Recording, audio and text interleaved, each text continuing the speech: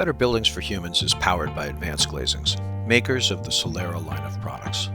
Solera is the leading glass glazing made specifically for architectural daylighting and with extreme insulation performance. Learn more at advancedglazings.com. Hello and welcome to this week's episode of the Better Buildings for Humans podcast.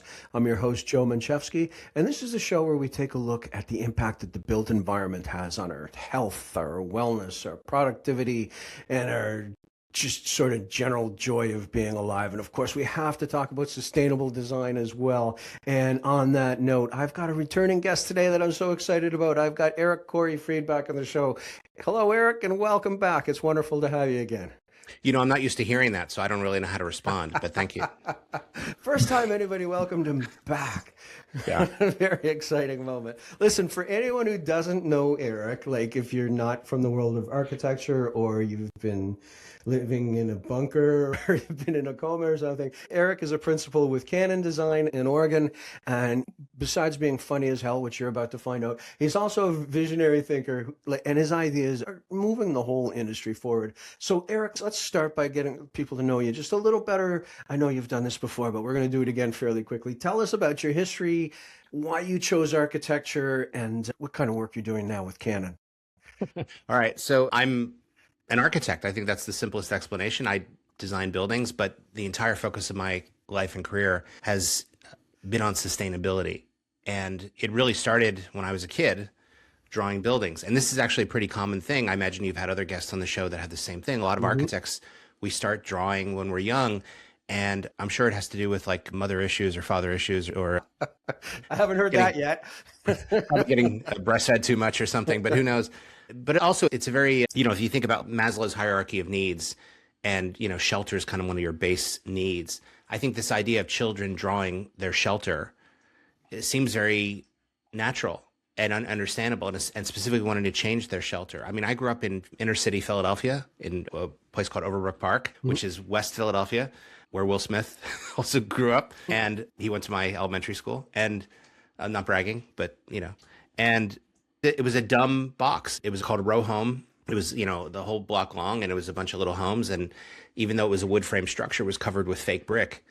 And I remember being 8 years old and then like begging my mother, can we scrape off the fake brick? It's not even real brick. It's like stucco painted to look like brick. And she's like, what? No, the brick was beautiful. And I'm like, no, it isn't. It's a lie. We're lying to everybody.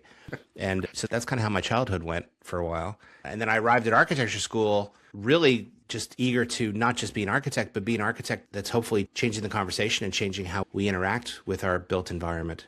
So it almost seems very natural that I would get into sustainability because as we were all learning about how buildings are built and the impacts that buildings have, I kept kind of asking questions of like, well, why do we do it that way? That seems dumb. And the answers I always got back from the professors was something along the lines of, well, that's the way we've always done it. And that just bothered me. So that's really what started this obsession, for lack of a better word, of saying, could we do something better? And so I almost feel silly limiting it to sustainability now. I think of it more of, I'm really just kind of questioning everything and trying to make the buildings and the experience better for everybody. Oh, absolutely love it. All right. Well, that's a really nice segue actually for me. And we're going to talk about innovation, which you talk about a lot. So I'm going to read a quote from Eric Corey-Fried. Ideas are easy, but innovation is about overcoming fear. Why is it about overcoming fear? Yeah, this was a weird thing that I kind of slowly realized over the last 35 years. If you look at it, what I've really been doing with the clients is I've been a professional nudge. Right. I've just been a pest. like, hey, let's try this thing we've never tried before. Wouldn't that be fun? And at first the answer was like, no. And then over the years, you get better at convincing clients or, getting experience where at least they'll start to listen to you. And now I find myself in this weird position in my life where I'm getting in the right rooms. I'm getting in front of the right people for the right projects. At Canon Design, we're doing these amazing projects. We design children's hospitals and cancer centers and really life-saving stuff. It's wonderful. And I had this epiphany about 5 or 6 years ago. We were working with, let's say, one of the top 3 cancer centers in the world. I think that's kind of safe to say. We're in their main campus. And I said, hey, I've got a wacky idea. If we're designing a cancer center here, for fun, what if we didn't put, cancer-causing chemicals in the cancer center? What if we just didn't do that? Like, wouldn't that be a good idea? Radical. And so everybody's laughing and joking and smiling, and I'm hamming it up like that because it seems almost absurd that I should even bring it up. And I almost feel weird even having to ask permission to do that. But I'm doing it big and everybody's laughing. And I'm like, all right, so we're all agreed.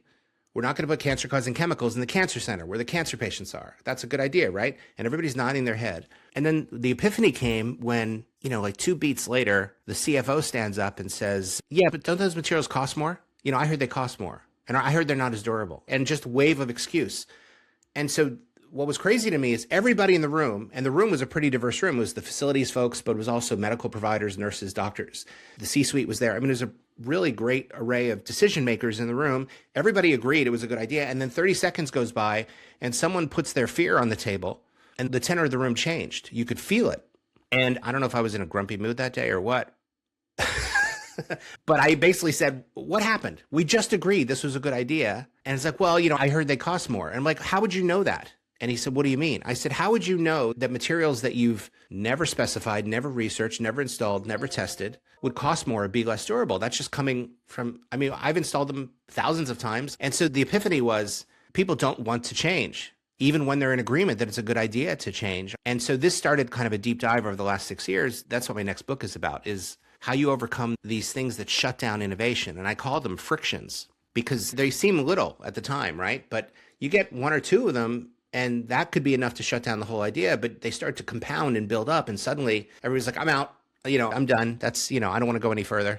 And so they're used as excuses not to even try anything innovative. And that was the dazzling part to me. All these years thinking, if only I could get with the right clients and the right projects. And then I did. And even when everybody agreed, I still was getting resistance.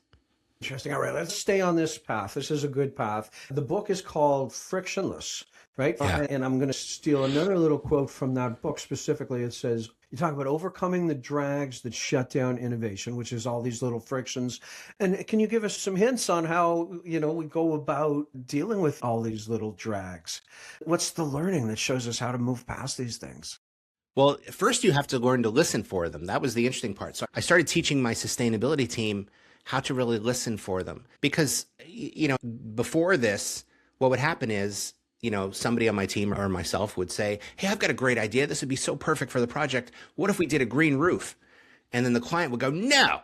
And then everybody just, out of respect would go, okay, sorry to bring it up. And that was kind of the end of the conversation.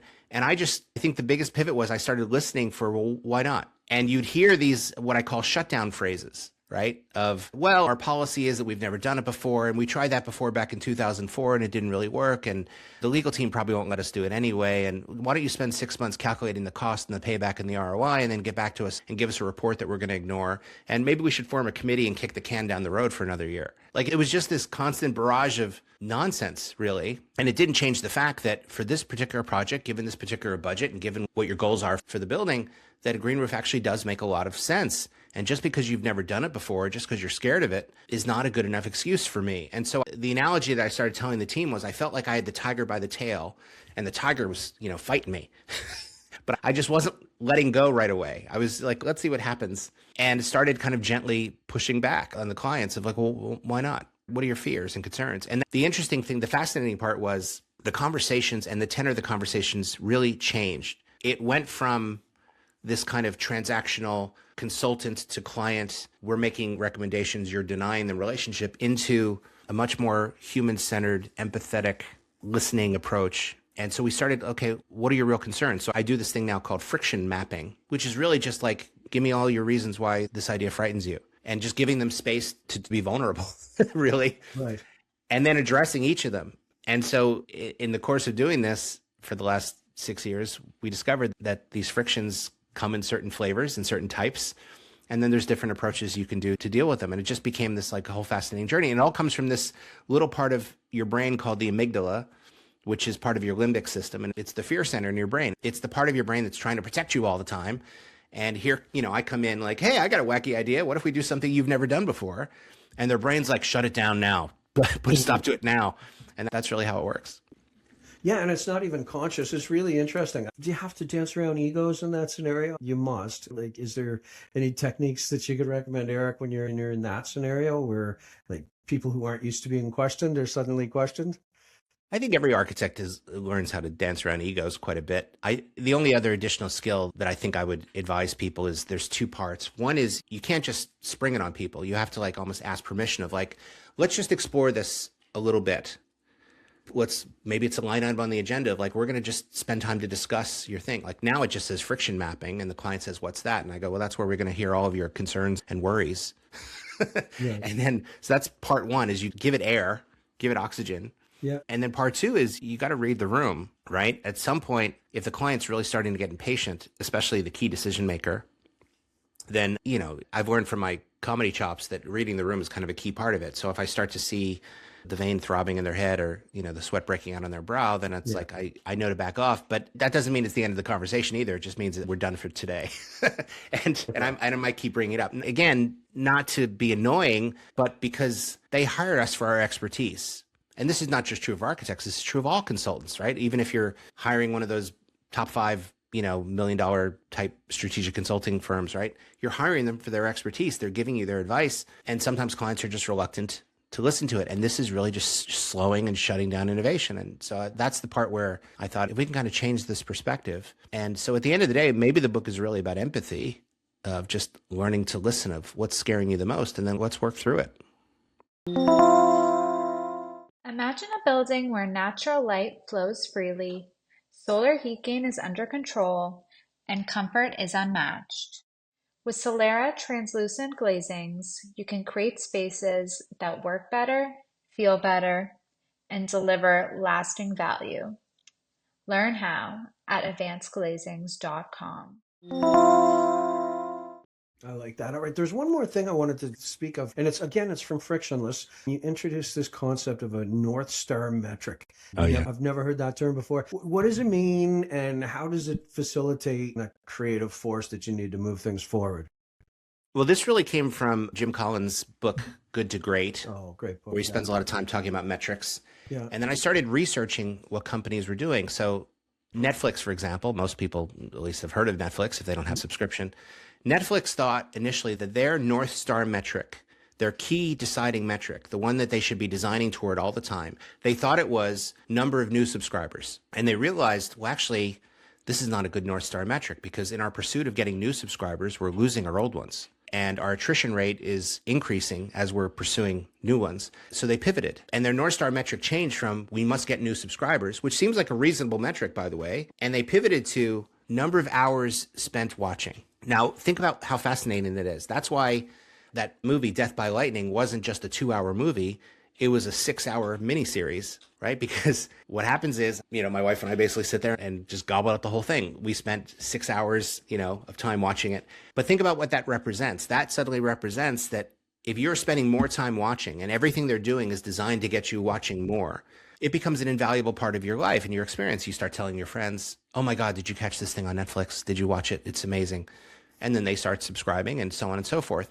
Number of hours subscribed is really the resultant of a job well done. And so I started doing this with our own clients. I started mapping out these kind of resultant metrics of what are the things that we're doing that are really complex. And so right now we're working on a regenerative campus for a big biotech company in California.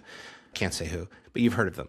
And we started, kind of laying out these metrics for how do you measure the success of a regenerative campus. And we gave them these very technical, nerdy, sustainability-minded metrics. And they said, look, man, when you leave, we're not going to measure any of this stuff. It's way too complicated. And I love that. I love that they said that. So I said, okay, what if we started thinking about these kind of resultant metrics, what I call illustrative indicators, things that an 8-year-old could understand? What if we made the metrics so an 8-year-old could understand them? Really, just so that way they could measure them without a lot of technical whatever.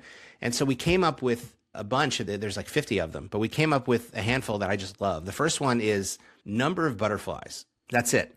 And so imagine saying to an 8-year-old kid, hey kid, go outside. How many butterflies are out there? And I don't expect a kid to actually count butterflies. So there's 3 options. There's none, some, and then lots. Hey kid, how many butterflies are out there? Oh man, there's lots.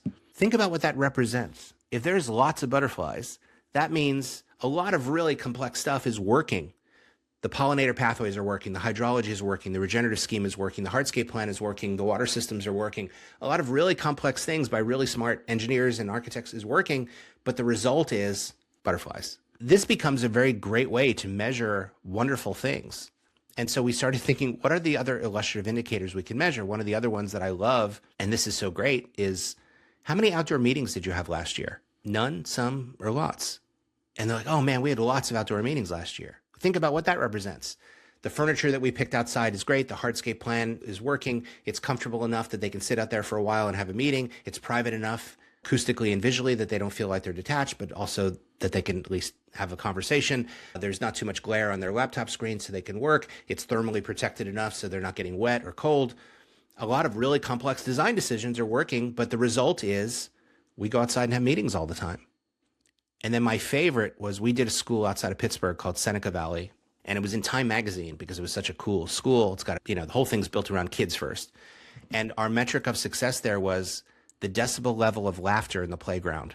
And if you hear a lot of laughter from the playground, think about what that represents. But from my vantage point as an architect, it means that the play furniture and equipment that we picked is engaging. The adults feel confident enough that the kids can play. The kids feel free enough that they can just go and play. They're having a good time. They're laughing. They feel safe and protected. A lot of really complex things are working, but the result is you hear laughter. And then now in healthcare, we do that now because we design children's hospitals. And that's probably one of my favorite project types to work on with our client in Orange County, Chalk Children's in Orange County. They love that metric, and they said, we want to use that for our new tower. So one of the metrics of success is the decibel level of the laughter. Because remember, everyone coming to the children's hospital is terrified. And so if the kid and their parents walk in and they hear laughter coming from this scary place, their blood pressure goes down, their immune response goes up, they feel more at ease, their cortisol levels lower, their dopamine and endorphin levels increase. Like a lot of really complex things are happening physiologically, all in service to a design. And this becomes, so every design decision, is this going to add laughter to the hallways? Yes or no? And this becomes a great design strategy and one that really gets the clients on board. I'm not selling them on sustainability, remember. I don't need them to be as nerdy about it as I am. They're not going to be, and it wouldn't help them anyway. I'm selling them on the outcomes and benefits that sustainability provides. And so an illustrative indicator like that of like, let's measure the laughter in the hallways and let's design everything to boost the laughter in the hallways. That's our North Star metric. What a beautiful, wonderful idea. Yeah, it's brilliant. I love that. Let's hope that one catches on. Let's do whatever we can to spread the word on that one. Let's have some fun right now. Let's just do something that's just purely fun. And maybe there's more depth to it than just fun. Your famous one-liners, you've got a lot of them. You don't like the term climate change and you don't like the term global warming because, and I quote, they're too nice. Tell us what term you prefer and why. Yeah, so about 15 years ago, I thought we need a term that's going to scare the crap out of everybody. Let's not call it global warming. I mean, that sounds like a heating pad, Let's call it, I don't know, chlamydia. And nobody's going to want that. And well, the Earth's got a really bad case of chlamydia. We'll get it a shot or something. Like let's get an antibiotic or let's fix it right away, Right. And or make sure we don't get it over here. Yeah, let's make sure we don't continue having it. Good Lord. Yeah. So yeah, the words we use are really a large part of it. And so you learn as a designer to really listen to your clients. I think every great designer does this. I've learned it from my mentors. And, I see this throughout Canon Design. I mean, we have this abundance of super smart people. And, I'll be in meetings and I'll think like, this guy is like a nationally known expert in operating room design, right? We have a guy like that. And every time he talks about ORs, I'm thinking, oh my God, he just knows his stuff.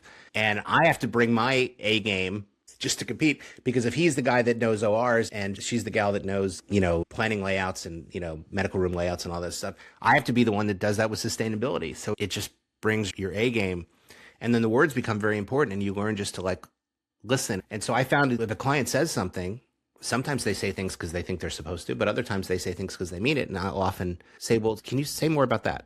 What you just said. Let's talk about that. I feel like I'm pulling threads, really. I'm just like, I want to hear more about that. And the more you can do that, I think the more unique the design becomes, the more it becomes special to them. And really more it opens pathways to what I think of as true innovation, of really finding a new way to do things. Because otherwise, a lot of building typologies, whether you're designing a house for a nice family or a hotel or an office building or a cancer center, I could crank out one now. I don't even need to talk to you, but it'll be pretty generic and boring and it'll look like AI did it probably. But the more we can really listen to your needs, the more we can make something unique to this place and this time and your budget and your schedule. And that's really what differentiates really great architecture, I think. But So to me, I'm pulling these threads and I'm seeing where they lead, and it's fun. And I've also, even though I'm director of sustainability, my team and I, we don't stay in our lane. we, Right. Nobody's stopping us, so why not? But like, I'll ask questions about a lot of things that aren't sustainability related that they don't see the connection to, but I do. The parking garage, for example, I hate parking garages. I just think they're awful. We spend a ton of money on them. They typically go unquestioned, right? I'm getting scrutinized over like a wall covering that costs like, a dollar per square foot more. But the $30 million parking garage, unquestioned. It just goes right through. Nobody has to justify its existence. And it drives me crazy. And also, it's the worst part of the experience for everybody. Whether it's a university campus or a healthcare campus or an office park, it's the awful part. Women go through holding their keys like claws just because they're afraid of getting attacked in them. It's just a terrible experience for everybody. And yet we keep doing it because it's the cost of convenience, I guess. So what we've been pushing for is, well, two things. One, since they are generally all concrete, awful buildings, what if we did them with a low concrete alternative or low carbon alternative like mass timber? And so we've been really pushing our clients to try to build a mass timber parking garage, and it's very doable.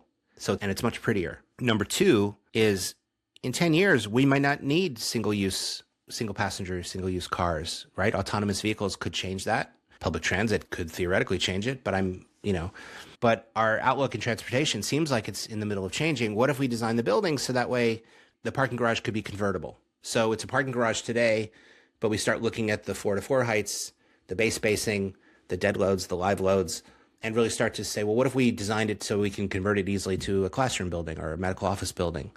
Now, this is getting great traction with the clients because they're realizing they're putting these parking garages in pretty prime real estate spots that I feel like they're going to regret in 10 years. So if we can convert it to something else, then we don't have to waste all that material and all that carbon. Right. Leave a lot of conduit channels through them, Yeah. Yeah. Yeah, absolutely. I love it. Blinds, the ultimate design feature. Nothing says architectural vision like a building covered in slats and cords, right? Of course not. Everyone hates them. They're fiddly inside and ugly outside. So why plan for them at all? Solera gives you glare-free daylight, no blinds required. Clean, simple, and exactly what you wanted people to see in the first place. Let's work together. Visit advancedglazings.com to get started. All right, a serious question. That was a very serious answer to what I thought was going to be a silly, fun question, but it was, Sorry. No, not at all. It was wonderful. But now I'm going to ask a serious question and see where this one goes. You said that the modern sustainability movement has failed. How has it failed and what went wrong? Yeah, well, this is a serious question, but I'm going to answer it in a goofy way.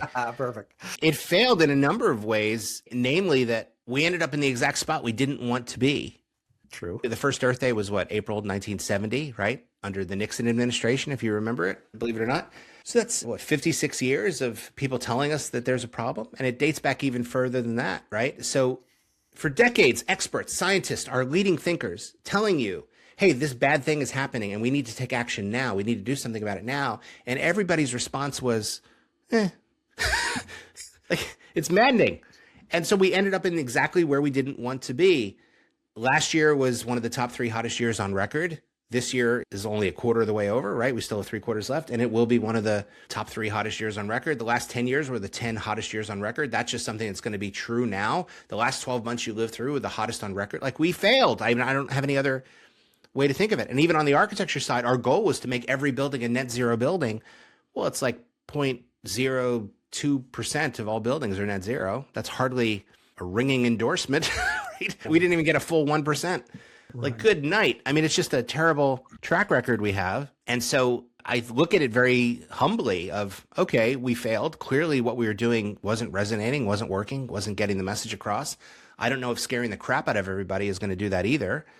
How do you inspire real action? If you think about it, when I was in high school in the 80s, Jim Hansen, chief climatologist at NASA, testified in front of Congress saying that global warming was real and it is happening. And if we don't do something in the next 30 years, we're going to really start feeling the effects. 50 years ago, then Representative Al Gore, before he was senator, before he was vice president, he held the first congressional hearings on climate change. 68 years ago, Dr. Charles David Keeling provided the first evidence that CO2 levels are building up in the atmosphere. In fact, we still call it the Keeling curve in deference to him, tracking the CO2 levels, the concentrations in the atmosphere. 114 years ago, in 1912, Popular Mechanics magazine ran an article saying that all that burning of coal is going to eventually change the climate. We've known about this for a long time. So we still ended up exactly where we predicted we would be. I mean, Exxon's own scientist, internal scientists, predicted CO2 levels in the 1980s and got it almost exactly to the part per million of what global CO2 concentrations are now, and they buried the science. So yeah, we failed. We're not winning this war.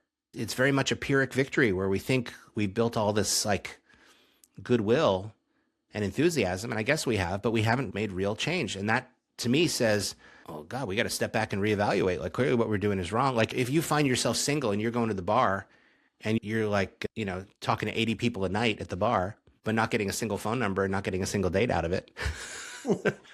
You can't yeah, but I talked to 80 people tonight. Yeah, but did you get any dates? You mean other people go through that too? No dates, but I talked to 80. Dude, it's not working. You need you need to shave your face or do something, like get a new hairstyle. Something needs to change. And so I'm really just going through this thing, and I'm not the only one, because as I'm talking to my other peers and friends and colleagues about it, they're kind of in the same headspace. Canon Design is part of this group called the Large Firm Roundtable that the AIA does. Yep. And it's the 60 largest firms in the world. And I'm part of the sustainability committee. So it's the sustainability nerds from all 60 firms, and we're all very close friends. It's like a group therapy. It looks like an AA meeting, really. Yep. And, they're lovely people. And we're all kind of in the same headspace of like, man, we got to pivot. So how do we pivot? Yeah. I have a little bit of a theory on this, and hear me out on it for just a second. I don't think people like to suffer. and it's an obvious statement, but when we tell people that they need to make adjustments to the way they build buildings, they need to make adjustments here, they need to make adjustments there, what they hear is, you need to suffer. In order to fix this, you need to suffer, and here's how you're going to suffer, and here's why it's worth suffering.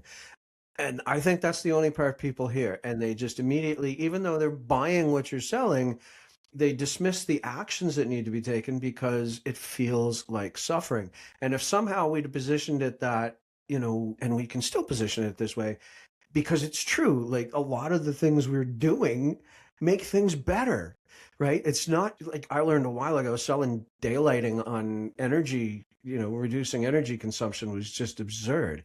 Like there's just nobody cared.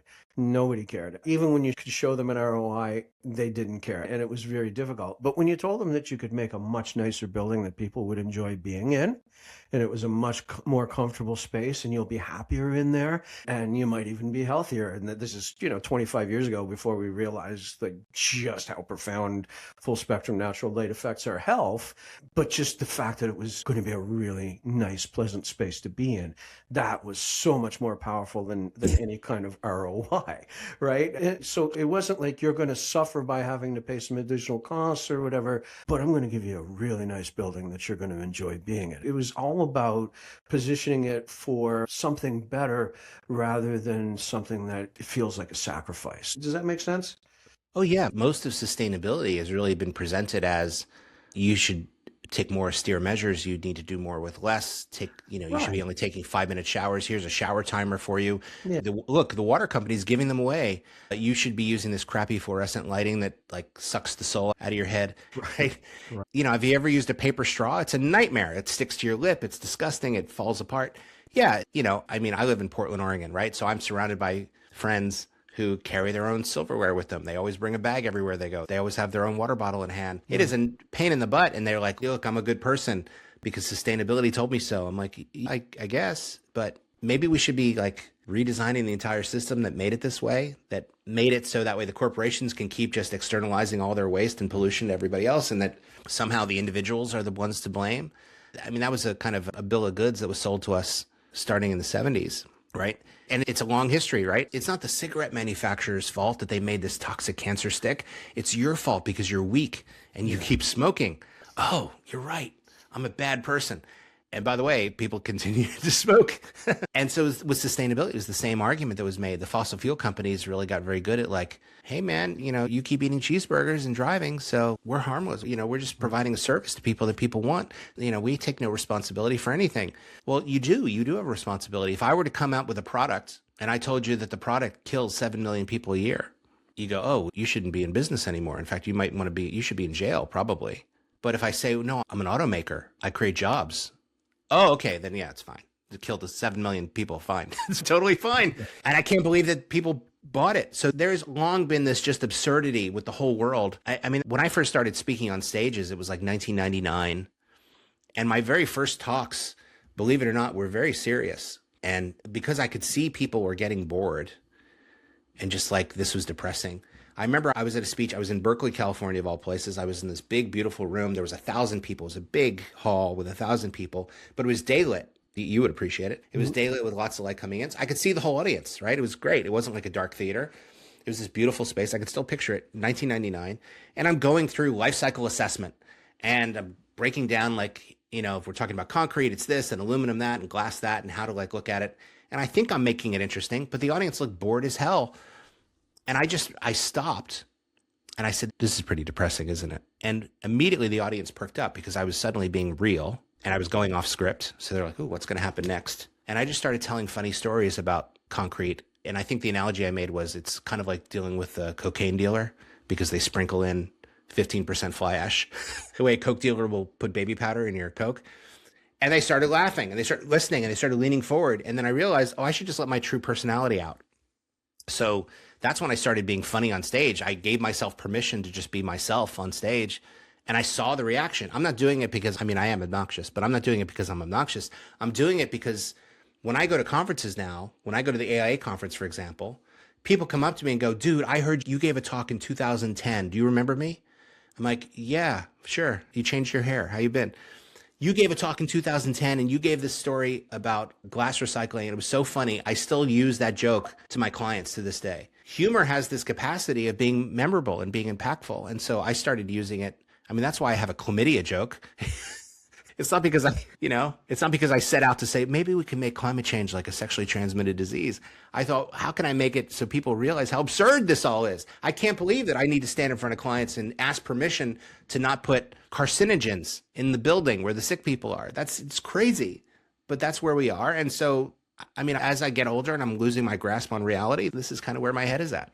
Yeah, I'm joining you on that losing your grasp thing. So let's talk about health for a minute. So, the healthy building movement is gaining momentum in a very consequential way. It's a little behind where energy is, but it's probably the reason I started this podcast in the beginning, right? Is to be able to do for health what we've done for energy. So we can maybe do it a little differently for health, learning what we learned from, failing on the energy side. Is it possible for us to move the needle, forward on health and maybe even in a better, more productive, more, I'll say, resilient way? Is there learnings that we can apply to the movement towards healthy buildings? Well, that's the interesting bit. So we started, I guess it was 10 years ago. I was working for the X Prize Foundation and developing what would be the moonshot for healthy buildings. Yeah. Which is such a great question to ask, right? If you were going to do a moonshot, like a thing that isn't going to be solved on its own, but like we really need to incentivize this and get people to, what are the problems that need to be solved? What is the moonshot for healthy buildings? And then I did a TED Talk about this, but essentially we should be growing healthy materials. We should be growing forms and structures the way nature does. Nature does it every day. Couldn't we do that? And at the time, there was this kind of little known field called synthetic biology, where they were manipulating DNA to grow, biological things into products, essentially. So we called them engineered living materials is the technical term for these materials. And now, of course, there's companies like Biobased and Prometheus and so forth that are doing this in amazing ways. But we still have far to go. But it made me realize that not only can we start to tap into how nature builds, but we can even tap into our own nature because the building affects us in a profound way. Because everyone coming to the children's hospital or the cancer center is terrified, it caused us to ask the question, could we design the lobby or the reception desk or, the atrium to make them feel calm and at ease? To deliberately trigger serotonin in their brain, to lower their cortisol levels, to reduce their blood pressure? The short answer is yes, actually you can. And we've been doing it for centuries as humans. Think about some of your favorite places to go in Europe, right? I was fortunate enough to spend a year living in Rome when I was a student, and the whole plane flight, we couldn't sleep. We're all bouncing off the walls inside the cabin. We must have been a nightmare for the flight attendants, but we're so excited. We landed Rome. I threw my bags down in the apartment and we all ran to the Pantheon in the center of Rome. It was a building that I'd most dreamed about as an architecture student. I wanted to see. I run up to the Pantheon. We were disoriented and sweaty and out of breath because we were literally ran there stupidly from the apartment. And I remember passing through the big doors. They're like 15 feet tall, big, thick masonry walls. Immediately you're cooler, right? Because the stones have a high thermal mass. Your eyes have to adjust because it's dark in there. And as they adjust, there's this giant hole in the top called an oculus, and light is streaming through. And so as your eyes adjust and can kind of do the contrast of the big oculus, you can hear the sun sizzling on the concrete. You can feel the coolness of the stones. If you stand long enough, you can almost see the light move throughout the dome. It is a wild space, and you immediately feel at ease. We have these architectural experiences all the time. We think that they're reserved for special ancient monuments, but they're not. We can do them every day. We just did a building. I'm not comparing the Pantheon to a building that I just did, just so you know. But we just completed a building on Caltech's campus called the Resnick Center for Sustainability. It's their sustainability college. And it's a not very green campus, as you know, but this is one of the greenest buildings on the campus. It's a weird site, and it faces west. There was going to be a lot of glare, so we immediately thought, well, we need some sort of fins for glare control for daylight. We wanted to build that out of mass timber to reduce the carbon, but we did the mass timber in a very kind of space framey, cool way. So suddenly we had this like parametrically modeled facade that faces west with these fins that control daylight. You would appreciate this. Mass timber used as a space frame instead of just as like, post and beam, with this beautiful lobby with this grand staircase, and people hang out there. It's won 1 million awards now, and it's fantastic. But as soon as you go in, your blood pressure goes down. It's amazing.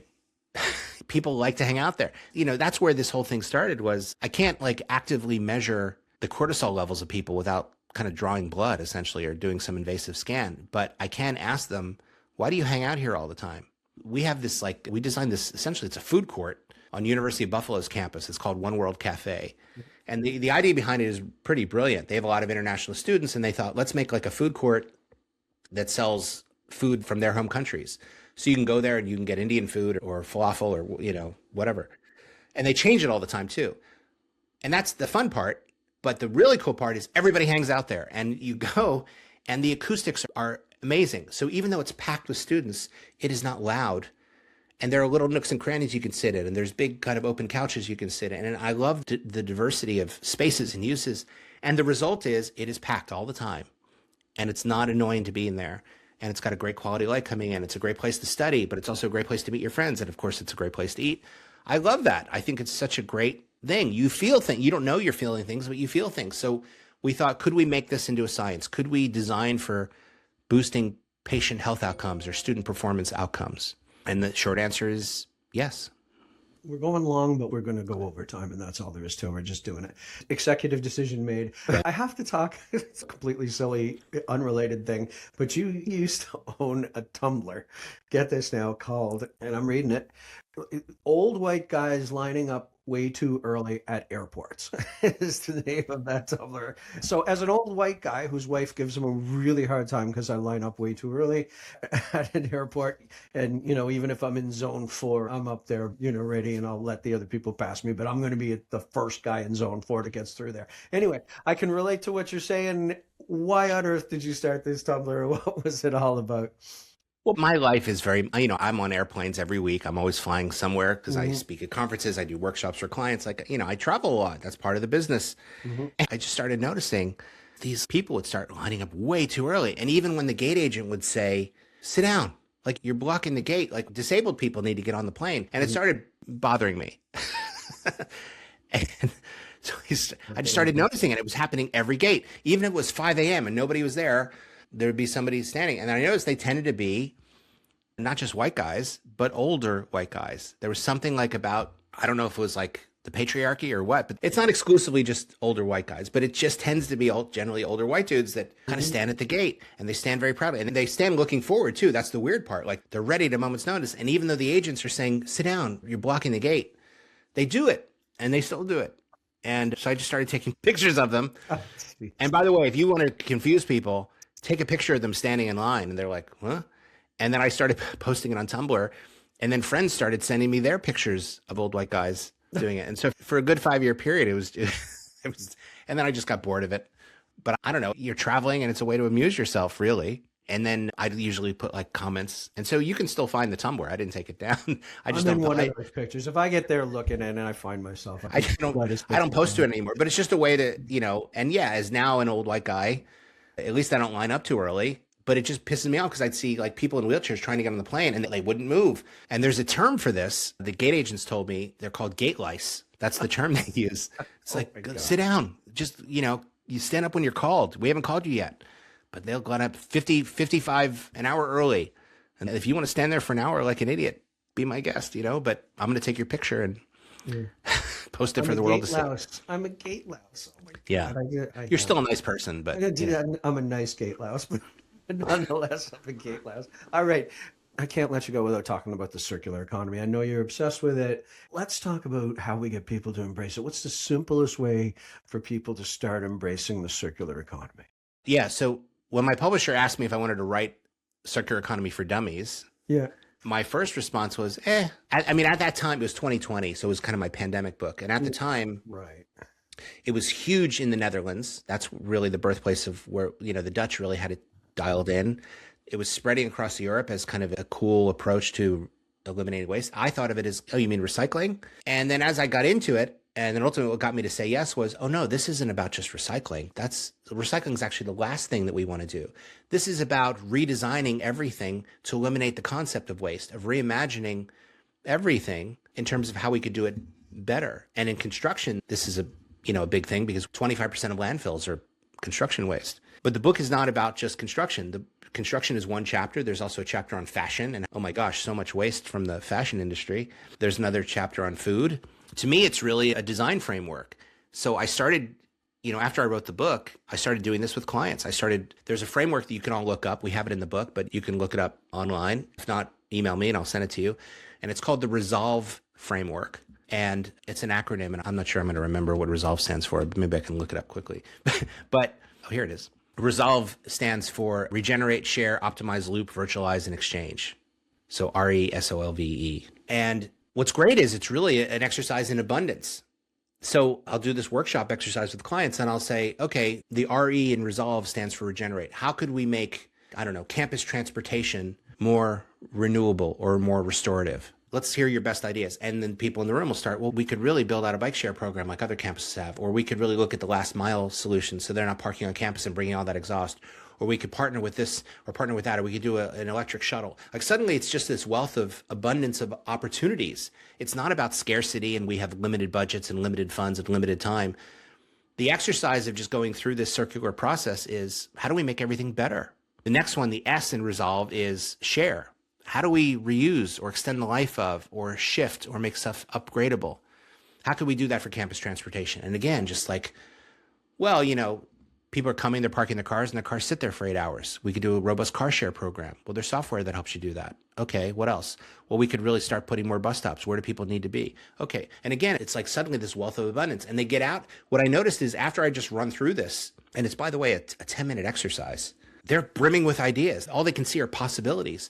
And really, at the end of the day, I think that's what the circular economy is about. It's moving you from a fixed, scarcity-based mindset and moving you into an abundance-based growth mindset. And that really became suddenly the mantra for all of our workshops, right? Because you walk in and the client's like, just so you know, I don't like lead and I don't like sustainability.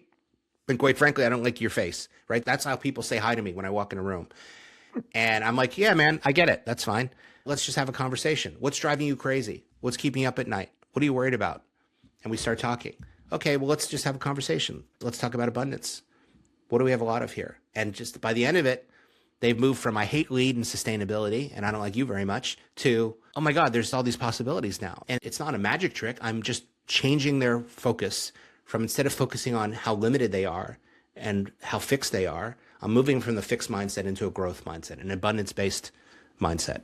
And if anything, that's the best bit of advice I can give everybody listening.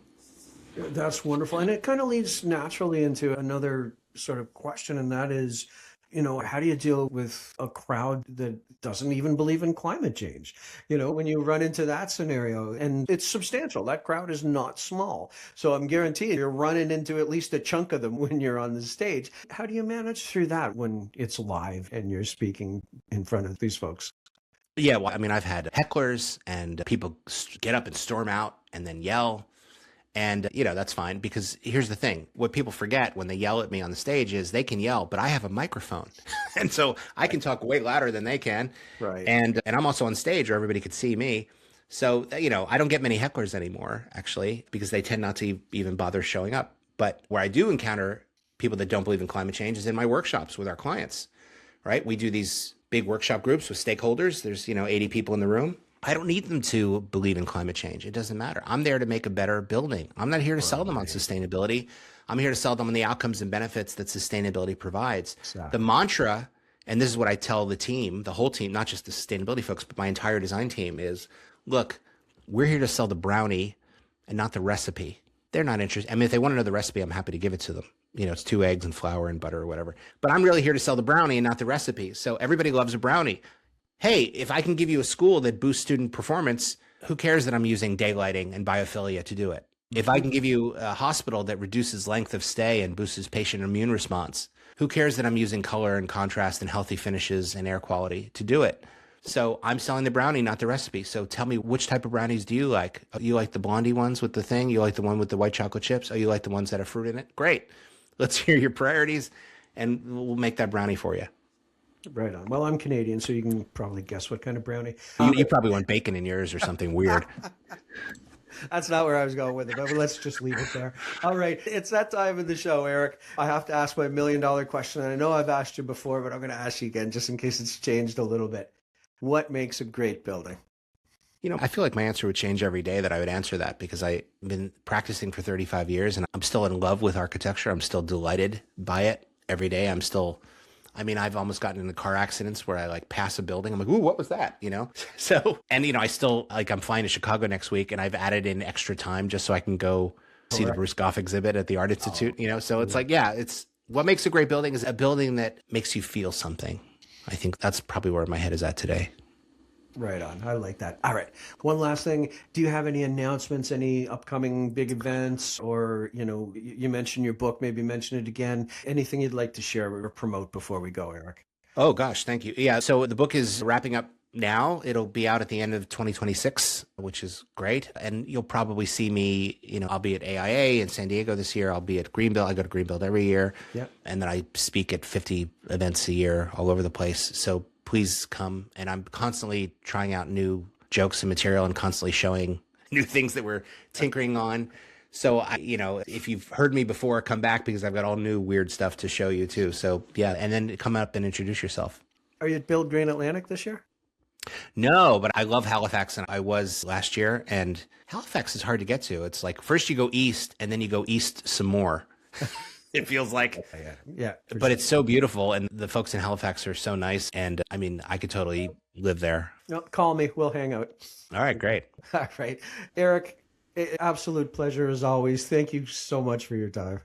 Oh, my pleasure. Thank you so much. All right. Take care. We hope you enjoyed this episode of Better Buildings for Humans. For more information on the world's best light diffusing and highly insulating glass glazing, please visit advancedglazings.com.